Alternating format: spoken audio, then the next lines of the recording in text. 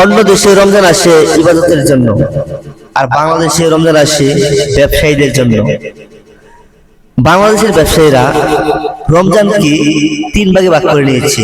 প্রথম ভাগ নিত্য প্রয়োজনীয় ব্যবসায়ীদের জন্য। নিত্য প্রয়োজনীয় ব্যবসায়ীরা দ্রব্যমূল্যের দাম দ্বিগুণ পরিমাণে বাড়িয়ে দেয়। দ্বিতীয় ভাগ হচ্ছে কাপড় ব্যবসায়ীদের জন্য। বাংলাদেশের কাপড় ব্যবসায়ীরা সারা বছরের পুঁজি করে এই রমজানকে উপেক্ষা করে। তৃতীয় ভাগ হচ্ছে পরিবহন ব্যবসায়ীদের জন্য। পরিবহন ব্যবসায়ীরা এমন অবস্থা করে যারা নারীর টানে বাড়ি ফেরার জন্য অস্থির হয়ে যায়, তাদের কাছ থেকে ভাড়া নেই দ্বিগুণের চেয়েও দ্বিগুণ। 1000 টাকা ভাড়া নেই 2000 টাকা, 500 টাকা ভাড়া নেই 1000 টাকা। এভাবে তারা এই রমজানকে উপেক্ষা করে, এই ঈদকে উপেক্ষা করে তারা ব্যবসায় দ্বিগুণ লাভ করে।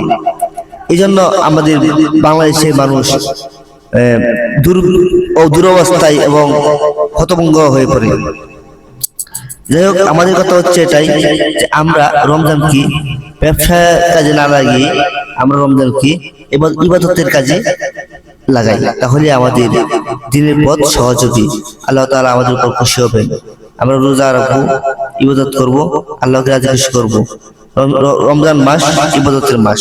আমরা রমজান মাসে বেশি বেশি ইবাদত করব এবং সবাইকে ইবাদতের তৌফিক দান করুক আল্লাহ তাআলা, আমিন। সবাই ভালো থাকবেন, সুস্থ থাকবেন।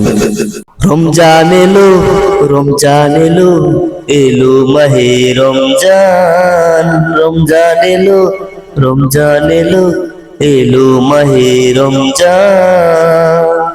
ইমানি রঙে রাঙাবো ভাই, ইমানি রঙে রাঙাবো ভাই আমারই ফুল বাগান।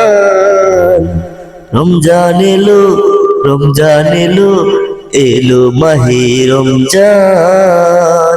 রমজান এলো, রমজান এলো, এলো মাহে রমজান। মাহে রমজান এলো বছর ঘুরে, মুমিন মুসলমানের দারে দারে। মাহে রমজান এলো বছর ঘুরে, মুমিন মুসলমানের দারে দারে। সবাই ভালো থাকবেন, সুস্থ থাকবেন। আমার জন্য একটু দোয়া করবেন। আসসালামু আলাইকুম।